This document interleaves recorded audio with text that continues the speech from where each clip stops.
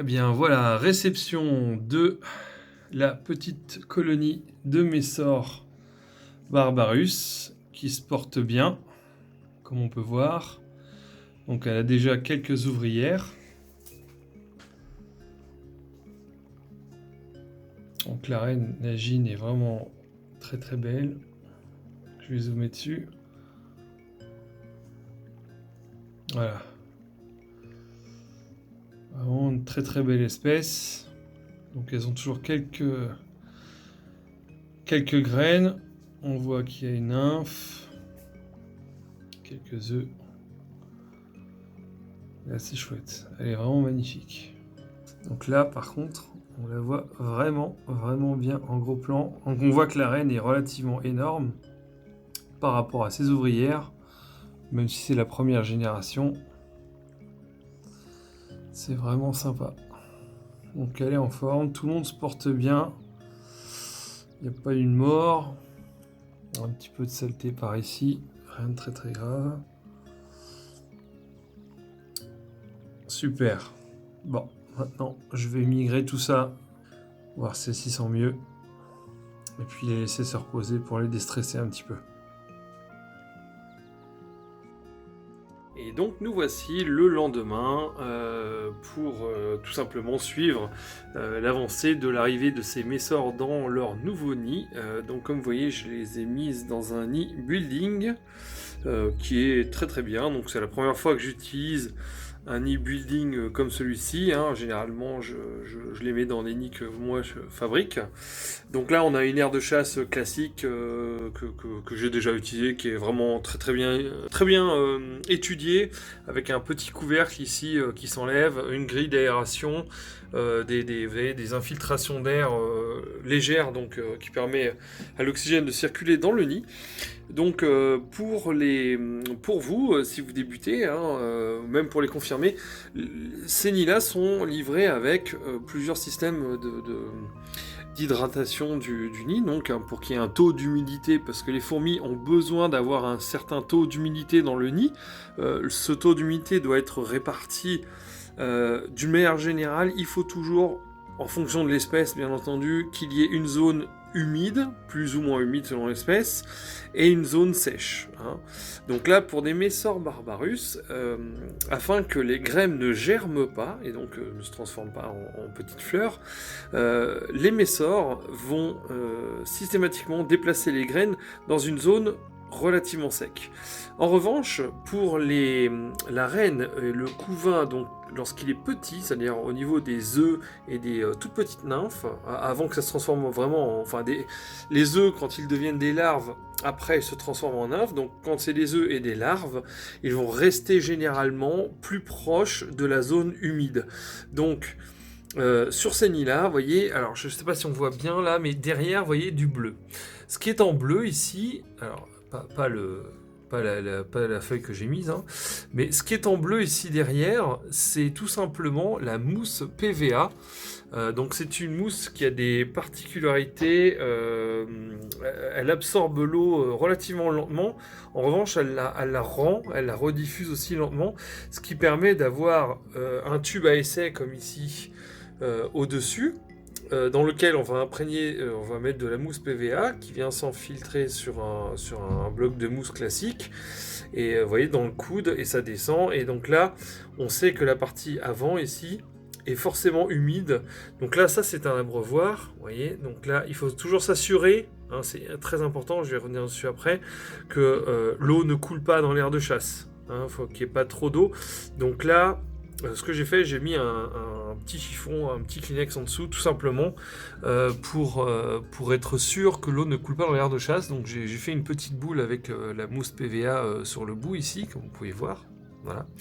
Donc la mousse vient dedans, traverse et va donc dans le tube qui est rempli d'eau déminéralisée. Il faut éviter qu'il y ait du calcaire, parce que sinon avec le temps la mousse PVA sera remplie de calcaire, et donc c'est gênant parce qu'il faudra la changer. On ne sait pas que ça coûte très cher, mais en tout cas voilà. Donc ce système là généralement est vendu, fourni avec les nids. Il est relativement pratique. Il y a d'autres méthodes hein, pour donner à boire aux fourmis. Vous pouvez acheter des petits abreuvoirs qu'on pose à l'intérieur des nids, donc ça je vous montrerai dans d'autres vidéos. Vous pouvez aussi poser un tube, comme des tubes de fondation, rempli d'eau avec un coton sur le bout, c'est un tube qu'il faudra changer bien entendu, et faire en sorte que l'eau, que l'humidité arrive vraiment sur le bout du coton afin qu'elle puisse boire, et voilà, donc ça vous devez le mettre dans l'air de chasse. Et pour en revenir à l'humidification du nid, donc ce que vous voyez en bleu derrière ici, il est important que la mousse PVA soit imprégnée d'eau. Donc ce que j'ai fait, j'ai rajouté un petit tuyau ici qu'on voit sur le côté, qui vient entre le tube, que là on ne voit pas, alors je vais essayer de tourner, mais voilà, qui vient entre le tube et la réserve. Vous voyez, qui vient entre le tube et la réserve. Alors d'une, ça permet de bloquer le tube, et donc quand on bouge le nid, le tube ne fait plus de clac-clac, il ne bouge plus du tout. Et ça me permet, dans un premier temps, au démarrage de ce nid, avec une seringue, de remplir l'eau par le tuyau, qui va venir donc dans le fond directement où se trouve la mousse PVA, et donc commencer à humidifier cette mousse. En général, on doit tremper la mousse une quinzaine de minutes dans l'eau pour laisser bien s'imprégner d'eau. Elle va passer d'un état solide à un état comme une éponge. Hein. Et ensuite, on rajoute le tube rempli d'eau et dans lequel on a un petit bouchon en mousse PVA qui vient au contact de la mousse qui est derrière, là, de ce réservoir. Voilà. Comme on voit ici. Et donc, ça va créer dans le nid. Vous voyez bien un système qui a été bien réfléchi, donc ça va humidifier le nid convenablement. Et donc les salles qui se trouvent par ici, donc proches de la mousse bleue, seront toujours des salles qui auront un taux d'humidité important. Et vous verrez que les œufs et les petites larves sont toujours proches de ces zones-là. Donc dans ce nid building, il y a deux endroits. Hein, donc il y a ici en haut, on peut aussi... Alors là, il n'y a pas de réserve puisque le nid est compartimenté et donc fermé. Donc là, les fourmis n'auront accès que aux salles du bas, donc les deux salles du bas, le premier étage, et il y a des petits clips qui leur permettent de changer d'étage. Donc quand vous décidez quand vous estimez que le nombre de fourmis est suffisamment important, vous les changez d'étage. Voilà. Voilà pour les nids. Donc c'est un nid que je trouve très très bien, honnêtement, pour accessible, relativement esthétique. On peut très bien aller dans une chambre d'enfants pour qu'ils puissent admirer. Vous leur expliquer qu'il ne faut pas les brusquer, etc., etc. On peut rajouter des zones d'ombre, donc ça je reviendrai dessus. Voilà, donc là j'ai rajouté un petit bouchon pour qu'elle puisse escalader et atteindre le trou. Notre petite serviette pour pas que l'eau coule, donc c'était pour moi m'assurer que l'eau ne coule pas dans l'air de chasse. Et comme vous voyez, j'aurais rajouté des graines, elles ont déjà récolté un certain nombre de graines. J'ai mis des petites graines de pissenlit, d'herbes séchées, enfin voilà, des petites choses, et des graines un tout petit peu plus grosses, très peu, puisque vu le nombre d'ouvrières, il n'est pas nécessaire de mettre beaucoup de graines, mais encore là je trouve que j'en ai mis vraiment beaucoup trop. Je veux dire, la moitié d'une cuillère à café, c'est largement suffisant pour une colonie de cette taille-là. Hein. Il y a quoi? Il y a une vingtaine d'ouvrières. Donc ça sert pas à grand-chose. Nous en avons récolté vraiment un bon nombre. Et elle commence vraiment à prendre place. Alors je vais essayer de mettre... voilà, sur un autre point de vue. Voilà, là on les voit bien. On voit une nymphe ici en bas à gauche. On voit qu'elles sont très jolies, donc c'est vraiment une espèce que je trouve jolie, hein, les messors.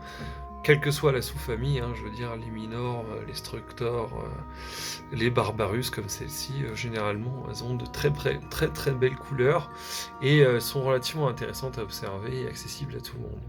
Franchement. Donc là, voilà, elles sont en train de stocker un petit peu toutes les graines que je leur ai fournies. Donc la reine est... où est-ce qu'elle est d'ailleurs? Je la vois même plus. Elle s'est cachée ici, là, on voit une grosse patte là qui dépasse de la reine.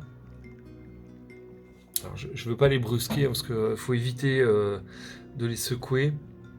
Je les ai volontairement laissés relativement à la lumière. Alors il n'y a pas de rayon de soleil dessus, hein, faut éviter vraiment. En revanche, je les laisse à la lumière pour les habituer tout simplement à ce qu'elle soit à la lumière. Je l'ai déjà fait sur d'autres espèces, ça se passe très très bien. Et voilà, avec cette colonie-là, j'ai décidé de volontairement les habituer à ce qui est toujours une certaine clarté, pour qu'elles soient moins stressées plus tard quand je les observe, quand je fais les vidéos, etc. Donc voilà, vous voyez à peu près ce que ça donne. Pour l'instant, ça se passe bien. Les ouvrières ont commencé à bien prendre possession de l'aire de chasse. Alors pour le moment, vu que c'est encore les ouvrières première génération du tube de fondation, sur le nid, je n'ai pas mis d'anti-évasion, hein, pour l'instant. En revanche, c'est quelque chose qu'il faudra faire relativement rapidement, puisqu'on va mettre de l'anti-évasion à l'intérieur sur la partie du contour ici, et puis éventuellement sur le plafond de cette trappe, mais ce n'est pas vraiment utile tout de suite. En revanche, dès que la colonie va devenir un peu plus populeuse, ça deviendra problématique si on n'a pas pensé à mettre avant de l'anti-évasion sur ces coins-là. Donc ça se fait au coton-tige, je reviendrai dessus quand je le ferai, je vous montrerai ça. Et voilà, donc là on a une petite ouvrière qui... Je ne sais pas si c'est celle qui fait toujours le ménage, parce qu'il y en a une qui... Alors je ne sais pas pourquoi, il y en a une qui s'est spécialisée principalement dans le ménage. Elle s'est acharnée ici pendant de longs moments à sortir les saletés du tube de fondation. Elle a fait ça hier soir, dès que je les ai posés ici, elle a commencé à vouloir sortir le truc. Voilà, donc elle est assez rigolote celle-ci d'ailleurs, donc elle est un peu différente des autres. Les autres font un peu suiveuses et elle prend un peu le devant. Voilà, puis là on voit qu'elle déménage les graines. Hein. Elles vont en prendre un peu beaucoup par rapport au nom qu'elles sont, mais bon, pourquoi pas, à la limite, tant mieux. Voilà, c'est une espèce, si vous alimentez bien l'arrivée d'eau, et là je leur mets quelques graines. C'est une espèce granivore. Là, si je pars en vacances pendant 2-3 semaines, un mois, il n'y a pas de risque de perte. Elles seront bien au noir, au calme. Donc, pour un début de fondation, pour un début de colonie, c'est très très bien même. C'est très important de les laisser le plus possible au calme avec le moins de vibrations possible. Petit bémol sur ces nids-là,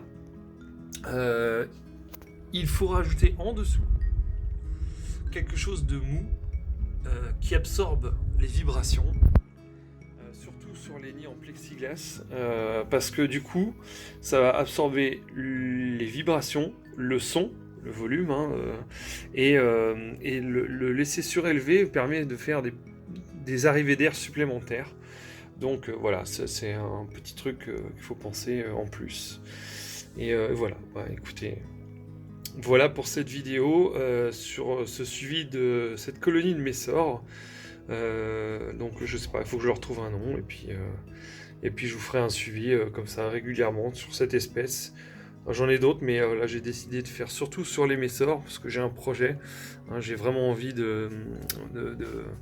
d'étudier les Messor toutes sous-familles confondues, quelles qu'elles soient, avoir une sous-espèce, donc une Structor, une Minor, une Barbarus, etc. et j'en passe, et de les comparer les unes par rapport aux autres, de regarder l'évolution, de faire des petites expériences des unes avec les autres, en tout cas voilà, et de créer une espèce d'encyclopédie spéciale Messor avec des référencements, des photos de chacune, etc.